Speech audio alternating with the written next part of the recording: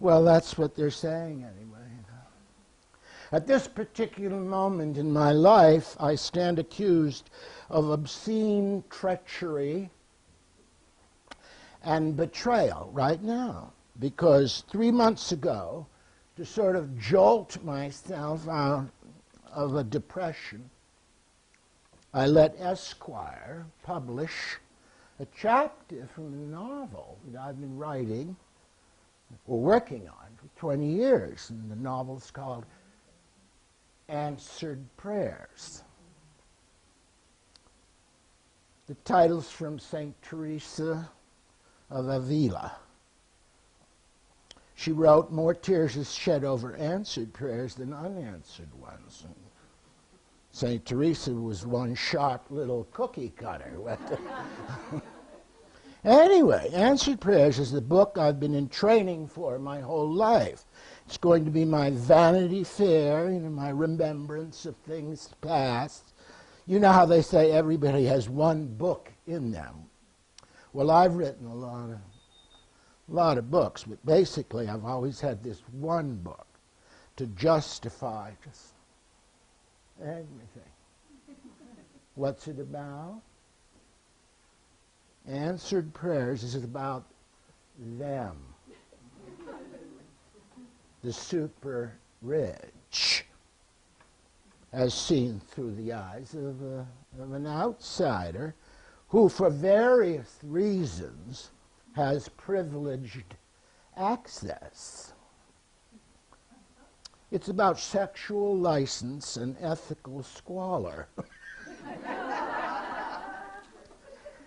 Camus once said, "My God,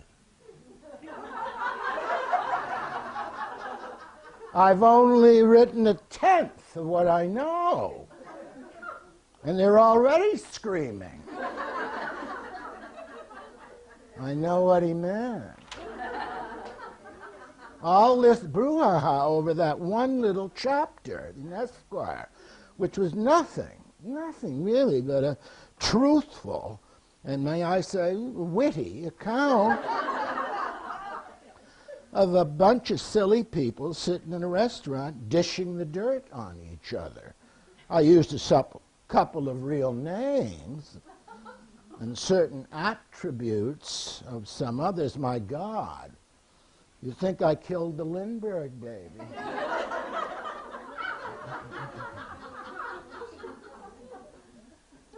Listen to what Liz Smith, do you know Liz Smith? Yes.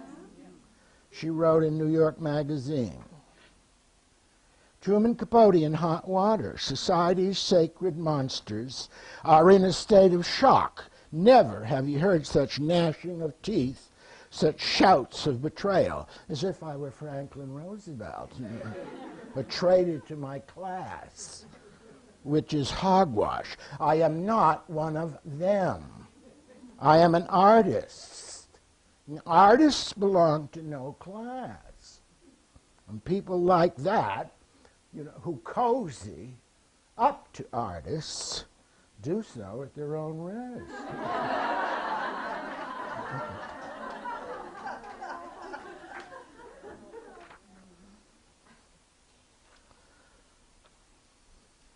It's television. No, I used to be famous because I wrote books. Now I'm famous for being famous. Fame is only good for one thing. They'll cash your check in a small town. No, listen, no, it's serious. It's television. Now, where was I? Oh, yes, the rich. The rich. And I don't count anyone as really rich who can't quickly summon up 50 million in hard currency. I spent 20 years in the company of the big rich. I've flown everywhere in their jets with queen-sized beds and marble loos and everything always so comfy. I've eaten their wonderful fetal food, their little fresh-born vegetables, the baby lamb that's been ripped from its mother's womb. Yeah. No, they eat well. And they take very good care of their bodies. And they never hit you up for a loan. Speaking of taking care of your body. Oh, no, isn't it boring? But the rich, most of them are pretty sad. Most of them would be totally lost without their money. That's why it means so much to them, why they're so fixated on the subject. One time, oh, this is rich. One time, I was on the Agnelli yacht with Gianni and Morella and Princess Pignatelli and about 6 other guests. And we were cruising off the Yugoslav coast. And the princess was just about to come to America. And every day up on the top deck, the princess was doing endless exercise, stretching and bending and sunning, keeping herself trim and gilt. And when she wasn't primping, she was reading a book.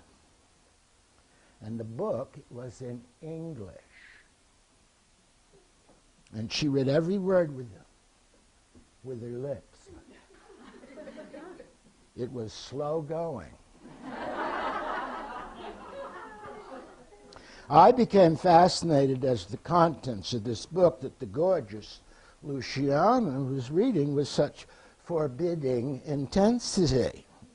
So one day I sneaked over and I peeked at the cover. And the title of the cover, The 100 Richest Americans.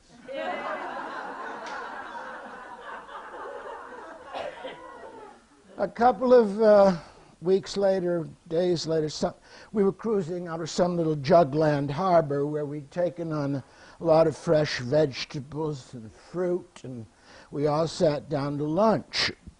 And the steward served the first course, which consisted of these rather, exceptional melons.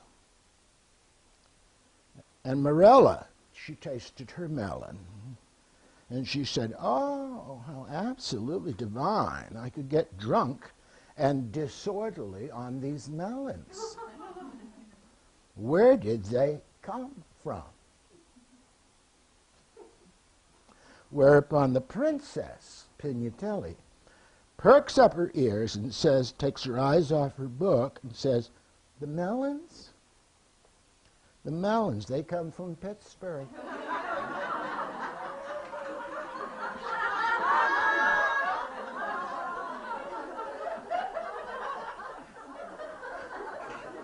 Money, money, money. They're very nervous with you if they think you don't have any. That's why they hang together so desperately. It's not that they like each other. They don't. A yacht and 5 houses they have in common. So when they can, they try to take in amusing artists. If they were smart, they'd confine their patronage to the merely artistic. No billionaire ever got bit by Laura Ashley.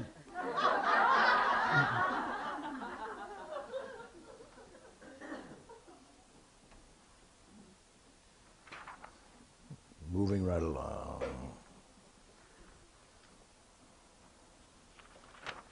How am I doing so far? Great.